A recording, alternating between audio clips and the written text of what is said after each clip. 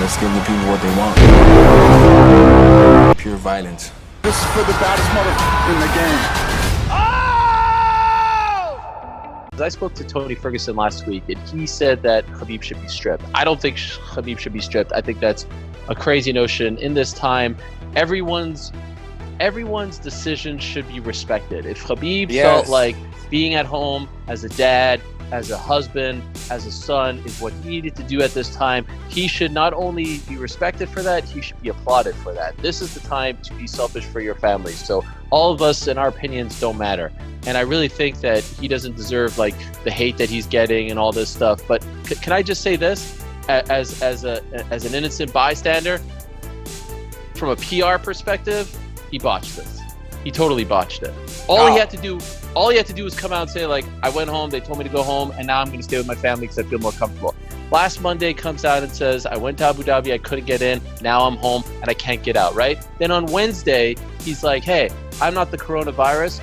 Don't get mad at me. I'm staying home because I have to stay home. And then that was it. And then on Thursday, after the Ferguson interview, he comes out and goes, just send me location. Just tell me where to go. Well, stop looking at the hate. Stop reacting to everyone. You keep changing the message. But here's the deal, though, right? He never said he wouldn't fight. He said, initially, I went to do what was told. I was going there to fight. Then I got stuck in Russia. I can't leave. They're saying I can't leave. People started saying there's a way for him to go fight. He's saying, send me where to go and I'll go fight, right? So it's like, I understand you say it was botched in terms of PR, but was it?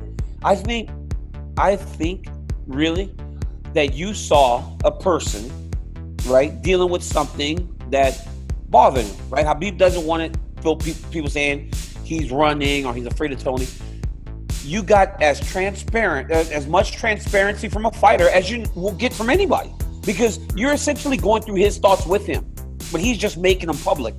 All the things that he would have probably said to Islam, his dad, everybody, like, tell me where to fight and I'll go. He's saying it.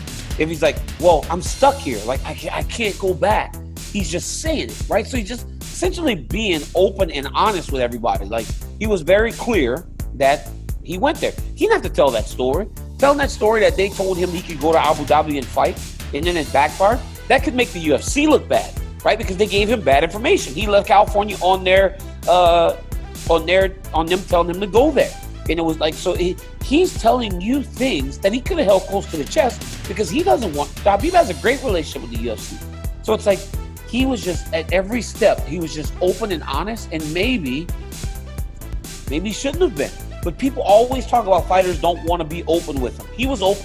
You saw his thought process as it played out, and if it didn't work in terms of public relations on that side of things, then too bad. But you got to see him making a decision or trying to make a decision right in front of your eyes.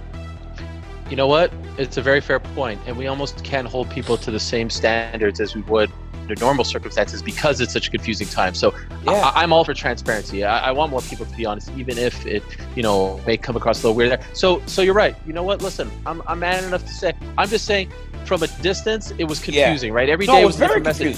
But you're right. This is a guy who's probably dealing with a lot. It's a lot of stress, and he's getting all these messages probably being like, you ducked, you can't make weight, you're looking for an excuse. And you're talking about that, he'll fight anywhere. That dude will fight Tony Ferguson anywhere, right? Like, he'll fight him anywhere. I know KHABIB. There was one time we were wrestling in the gym, and I was like, wrestle me. He was like, no, you're big, I don't feel good. And I kind of clubbed him behind the neck, and I hurt his neck a little bit. He was like, my neck, hey, dude got up, he was ready to fight with me. Now, the rest of the Russians all kind of circle around me, and I was like, oh my goodness, maybe I shouldn't have hit him so hard. But he was like, he's not afraid of anybody. He'll fight me, he'll fight Miocic, he'll fight Jones. He will fight every guy up and down the roster. Dude is not afraid of anyone. So to say that is it's absurd. And I know that he really cares about fans. So he's probably reading those things, and hearing all that. So at every turn, he tried to explain away something that people really don't deserve. You don't like. If when you're questioning a fighter, we can't try to give you comfort in your thoughts along the way. You get point A, you get point Z. Wherever we finish, you get A, you get Z. That whole journey in between, that's between the people in the middle. And I think he tried to keep everybody in the loop at every single turn, and that backfired on him. I'll never forget after the brawl in Las Vegas, it was crazy. It was an insane scene, him, Connor, and all that. You were the one that was able to calm him down almost, right? Like you were the captain. He listens to you. In the midst of all this, is he asking you for advice, how to handle all this? You know, Ariel, the other day when he put that message up, I got on Instagram and I messaged him because I know that he usually is on his phone there. I said, hey, I need to talk to you. This was maybe, I don't know, maybe 2:30, right? 2:35, I get a call from KHABIB, Russia. It's what I have in his phone, right? He has his American phone. He has his Russian phone. He's on FaceTime. I was like, yo, what's going on? I was like, are you out? Like, are you out? And he's like, why? Why you say this? Why you say I'm out? I go, because the message you just posted sounds like you're pulling out of the fight. And he was like, no, brother, I'm not saying this. He had just finished. I mean, dude's still in the sauna. He was literally still, and if you go to Russia, in those saunas, there's the sauna, then there's tables where you drink tea and all that stuff. It's kind of like a whole deal, you know? He was still at the sauna. It was 11 o'clock at night. He was still doing his work. He told me exactly what he weighed. He told me he could make the weight and go fight, but he doesn't know where the fight is. And that was what was most frustrating to KHABIB, was like, he just had no idea. Like, where is the fight? Everybody's talking about a fight, but like, where is the fight? And that was pretty much it. But we spoke for, 30, 45 minutes, and he, he just was like, no, brother, I'm not out of the fight. I just want to know where the fight is. And then, the next day he talked to Okamoto and told him some stuff too. And then, then Dana came on and said that he was out of the fight. So, I don't know what happened between him and I speaking to that decision. I don't know. What did he say about his weight? How much is weigh between us? This is not between us. What do you think? Are you freaking crazy? According to some reports, KHABIB Nurmagomedov was about 20 pounds over the 155 pounds requirement for the title. Could that be one possibility or one of the reasons why he left the United States to go to Russia? Let me know what you guys think in the comments. Which brings us to the most important news of the week. KHABIB Nurmagomedov is officially out from UFC 249. He will not be competing against Tony Ferguson, making the 5th time that this fight was scheduled but never happened. It is officially confirmed that this fight is over. In my opinion, this is the best news that we can get, because to be honest with you, it would be extremely boring to have a fight only with Tony and KHABIB on the cage. We would miss the ambience of a huge crowd and people around cheering and clapping and yelling. I'd rather wait until those guys, maybe they get rebooked for a 6th time, and the 6th time could be the right one, maybe in September, November, August. Let's not forget that we're getting close to the Ramadan month, which KHABIB will not be competing until, I believe, until around May 20th or something like that. And then he said that he need at least 2 months after the Ramadan month. So in other words, he's gonna be out for at least 3 to 4 months. So we're not gonna see any fight from KHABIB until maybe August or September, or maybe in the next fall. So I'm kind of glad that this was canceled. Let me know your thoughts in the comment section. With bad news also comes a good news.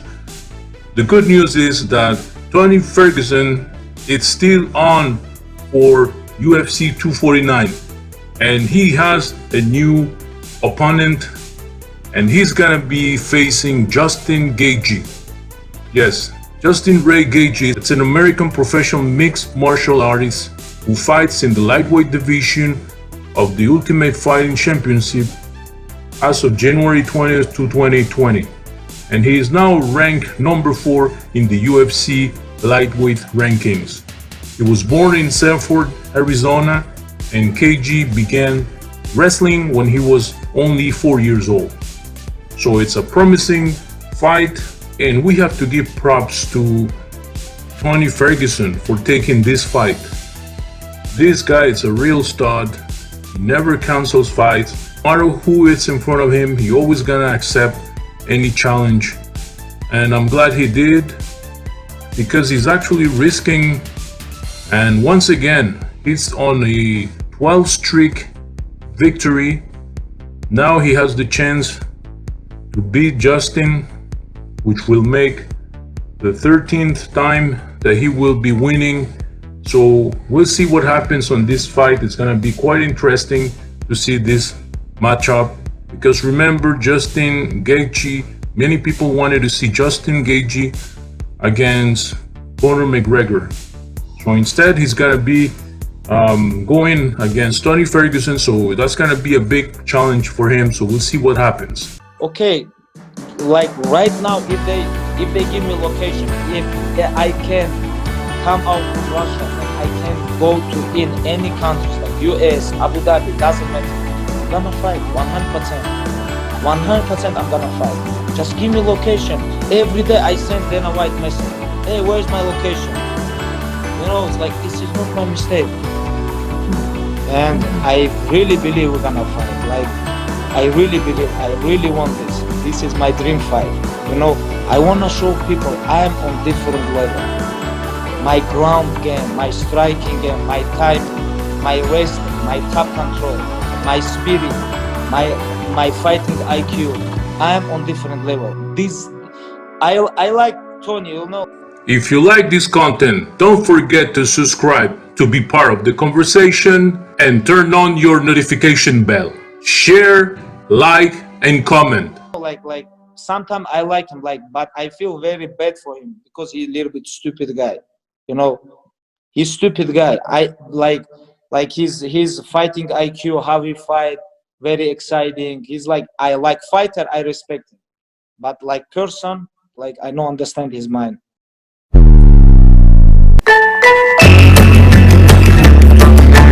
Coronavirus is coronavirus. Khabib is Khabib. This is not same.